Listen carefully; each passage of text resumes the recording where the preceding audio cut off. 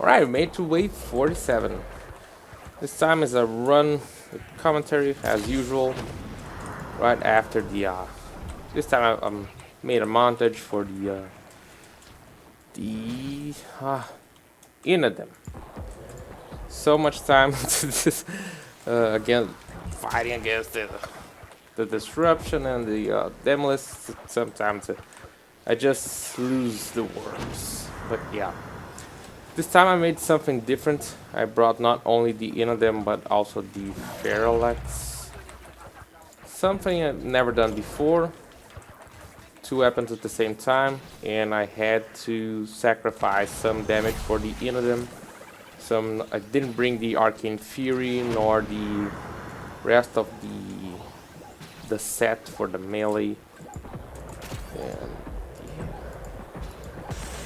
the weapon doesn't have that much problem. There's just a lot of inconsistency going on. I'm pretty sure sometimes I'm landing headshots because the damage is just... Sometimes they get direct, and sometimes it's just like they stepped on a bee, you know?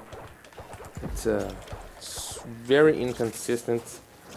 Sometimes, yeah, like they die so easy, and sometimes I had to use the heavy attack multiple times.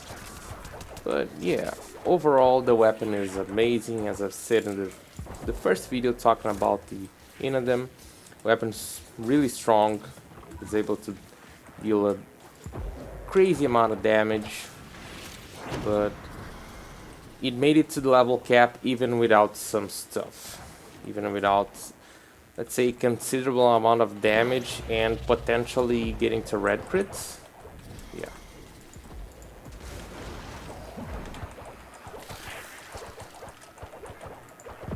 And I didn't even bring anything for the heavy attack efficiency, and sometimes I just forget to use a finisher on an enemy to get a heavy attack efficiency from the weapon, from the incarnate perk. One is already damaged from the Spectre down there. Yeah, these ones, they take a ton of damage. The only real demo that I felt a little bit of had a hard time going against is the Nox, and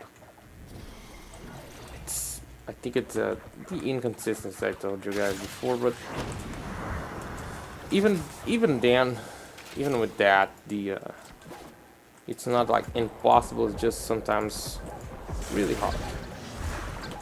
I lost 2 conduits the whole run.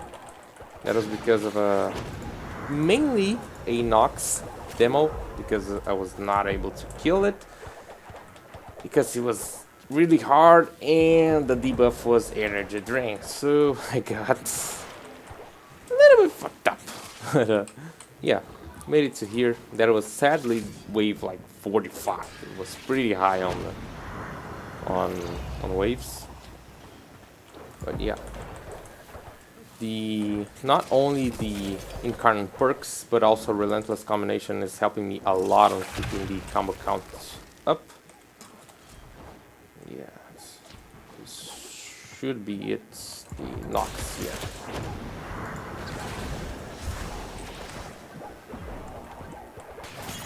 Yeah, not a lot of damage going on there. See? Oop. Shit, yeah. These are the times that I just love the Vasca Cavat. You know, that's another video I've made talking about this cat. This cat is so good. Ooh. Time to bail a little bit. Get some combo going. Might need a third heavy attack there. Probably, yeah. Just gonna wait for another pulse. Let's go. Probably dead now. Yep. There we go. Damn. Alright, so the Innodem part is pretty much done. What I'm gonna do now is to use the Felarx. Yeah, I said it wrong before. I said like Felarx. It's Felarx. A little bit different. But this weapon also has no problem at all, and it actually has the everything going on for it, and that's gonna be the next video. This is after the run, pretty much is after everything. So in my idea, taking two weapons, get them both to level cap, make all the level cap with one weapon, then after we reach the level cap and do all of the waves that I wanted, I would switch to the other weapon and show how it would go and the potential and everything like that. And it was going pretty well. It was a brilliant idea in my head, but the execution was not that perfect. Made a build for the Felarx.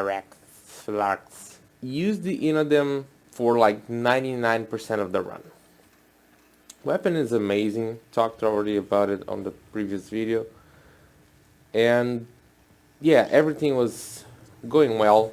Even without a proper build for the Innodem, that being not having all of the gladiator mods I would usually use for a melee, and also not using a arcane for the melee. That's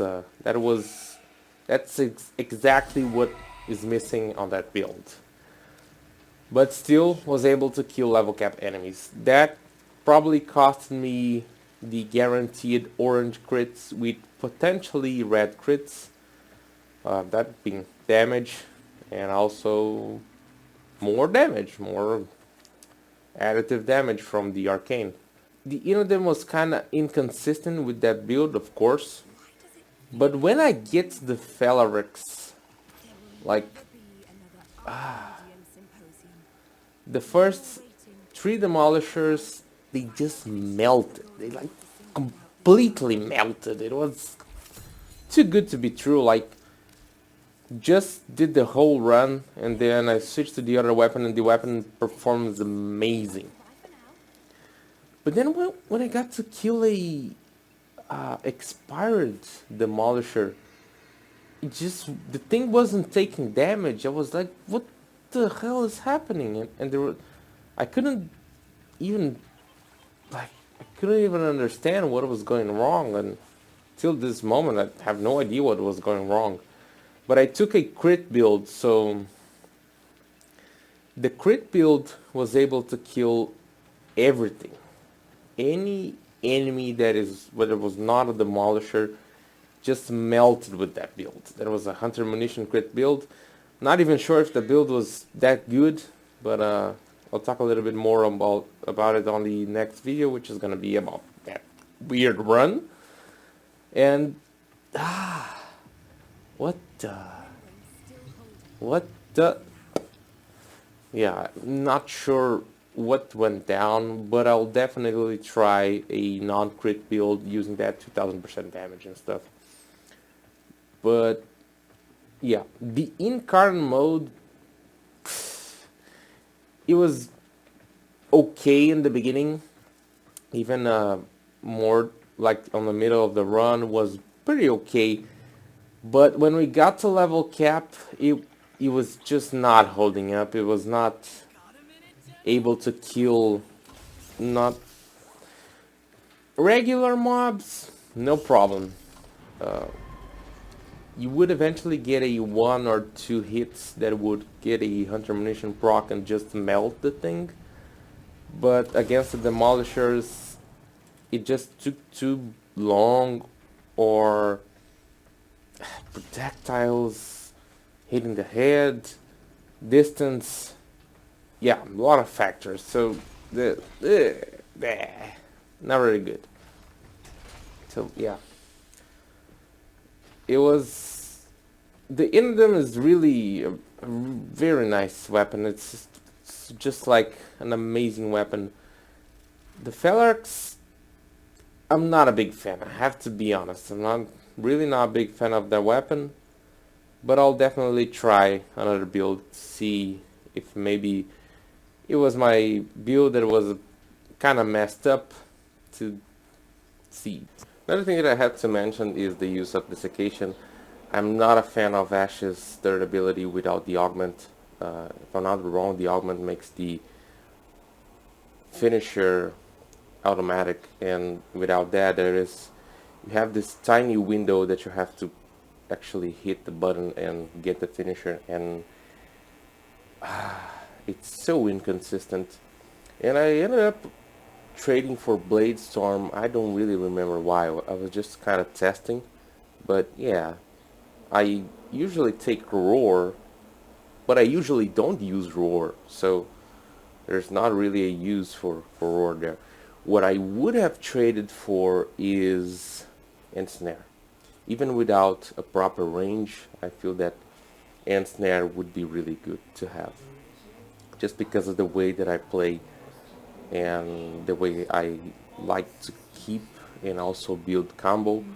I like to use Relentless Combination and be applying slash to everyone, so I would use Ensnare to group up enemies and then spin there and just apply slash to everyone and get that combo counter going up real quick. Yeah, I think that's pretty much the only thing I forgot to mention. Yeah, that's what I wanted to tell you guys. Thank you very much for watching. Leave it a like if you enjoyed the video. Don't forget to subscribe, and I'll see you in the next one. Bye!